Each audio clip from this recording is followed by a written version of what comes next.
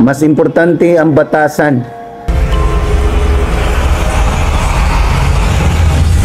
Sige, kanang mana, balik sa lingkuranan.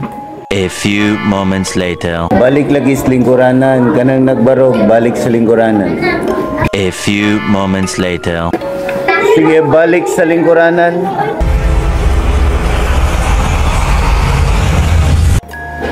Wala na gamit ninyo ang score. Wala na gamit tanan yung ka-bright kung bati o batasan.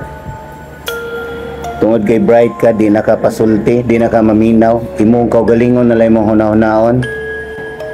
Wala gamit imong ka-bright kung bati kag batasan. Labi na ng uban nga kay dako na kuno sila, magsukol-sukol na sila mama. Magbuot man ka na ako ma.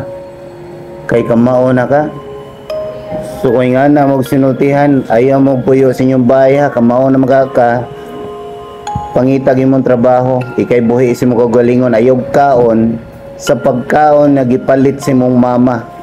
Ayag suluba ang sanina gipalit si mong mama ug papa. Kay di naman ka pasulti. Pareha sa diri sa room. Sige ko gingon ganina, balik sa lingkuranan. Inyo ang score inyong gisiguro. Wag ikwenta, perfect ka niya, bati kag batasan. Sa may naana ron, bright ka niya. Wa may makigistorya nimo, wala may makikauban nimo kay imong kaugalingon raman imong ginahuna, imong kaugalingon ra imong gisiguro. Gusto nimo ikaw permi. Bahala na ng uban, wa kay pakialam sa uban. Bahala na kung sig gisulti sa imo, wa kay pakialam.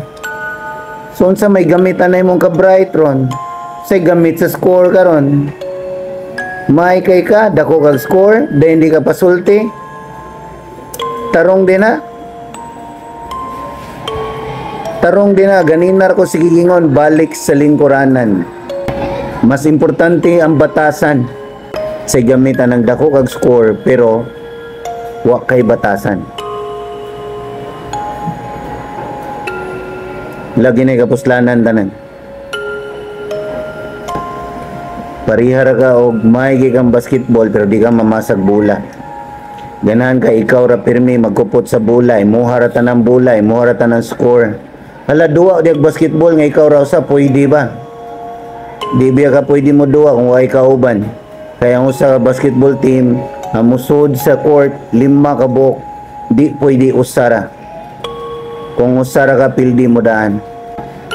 Dili pwede ikaw ra pirmi